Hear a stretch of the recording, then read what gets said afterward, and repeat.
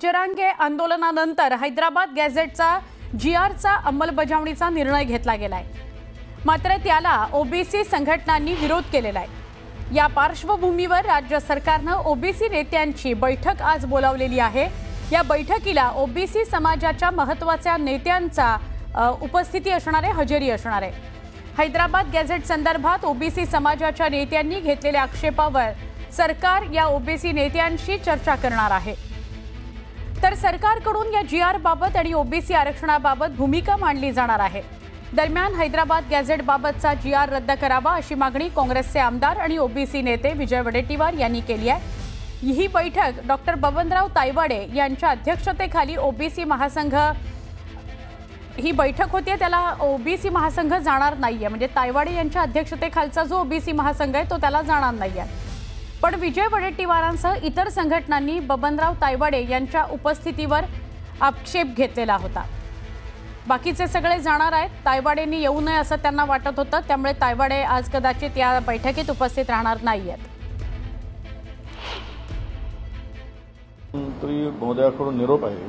खरं तर हे सर्व पक्षीयाची भेट होती, आम्ही मोर्चा काढणार आहोत आणि त्यावर चर्चा झाली पाहिजे म्हणून आम्हाला निरोप आला आणि आमचे मुख्यमंत्र्यांच्याकडे आणि उद्याच्या बैठकीमध्ये एकच मागणी असणार आहे की कोणत्याही परिस्थितीत ते 2 सप्टेंबरचा जीआर आपण सरसकटचा रद्द करावा आणि सगळ्या महाराष्ट्रातील ओबीसी जनतेची ही मागणी आहे की त्यामुळे काय काय परिणाम होणार आहे ते आम्ही सगळे सांगणार आहोत।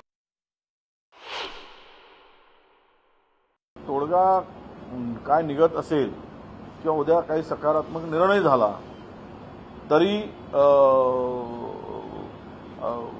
आमचा मोर्चा हा निघणार आणि मोर्चाच्या पुढे येऊन महाराष्ट्र ओबीसी जनतेला सरकारच्या प्रतिनिधी येऊन सांगावं की आम्ही काय काय केलं आहे आणि काय करणार आहोत। हे त्यांनी जर सांगितलं तर ओबीसी समाज बांधवांचा राग शांत होईल। दरम्यान सरकारने बोलावलेल्या ओबीसी संदर्भातील बैठकीवर ओबीसी नेते परिणय फुके यांनी प्रतिक्रिया दिली। मला अपेक्षा आहे की तोडगा निघेल, ज्यांचा आक्षेप आहे त्यांचा समाधान होईल असं परिणय फुके म्हणाले। ओबीसी बैठकीचे तुम्ही समन्वयक आहे, कशा पद्धतीने या बैठकीचं नियोजन असेल, कोण येणार कोण नाही येणार याच्यावरून देखील तर्कवितर्क लावले जातात। नाही, जे 2 सप्टेंबर 2025च्या जीआरच्या संदर्भात जो संभ्रम निर्माण झालेला होता त्यामध्ये अनेक ओबीसी संघटनांनी मोर्चे काढले होते। त्या सगळ्या संघटनेचं आज मुंबई येथे सह्याद्री अतिथीगृहामध्ये 12 वाजता बैठक आहे आणि या बैठकीत माननीय मुख्यमंत्री देवेंद्र फडणवीस साहेब असतील, उपमुख्यमंत्री एकनाथ शिंदे साहेब असतील आणि अजितदादा पवार सुद्धा असतील, तसंच छगन भुजबळ साहेब असतील, चंद्रशेखर बावनकुळेजी जे उपसमितीचे अध्यक्ष आहेत ते सुद्धा असतील, ओबीसी मंत्री अतुल सावेजी आणि याविषयी जे सचिव आहेत सगळे अधिकारी सगळेच राहतील आणि सगळेच महाराष्ट्रातील ज्या संघटना ज्यांनी या संदर्भातले आंदोलन केले ते सगळे संघटनेचे प्रतिनिधी राहतील। मात्र बबनराव तायवाडे या बैठकीला उपस्थित राहणार नाही, या विजय वडेट्टीवार यांनी विरोध दर्शविला होता। डॉक्टर बबनराव तायवाडेंनी सांगितलं की मी या बैठकीत उपस्थित राहणार नाही। आजच मला कळवलं की ते या बैठकीत उपस्थित राहणार नाही।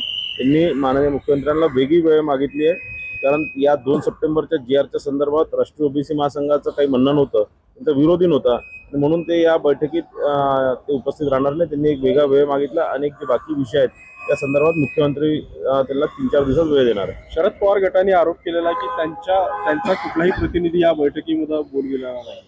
शरद पवार गटाचं किंवा हे सर्वपक्षीय बैठक नाही, ही ओबीसी संघटना आणि सरकार यांच्यामधली बैठक आहे। सरकारने आजच्या ओबीसी संदर्भात बोलवलेल्या बैठकीत शरद पवारांच्या राष्ट्रवादी काँग्रेसला डावलण्यात आलंय।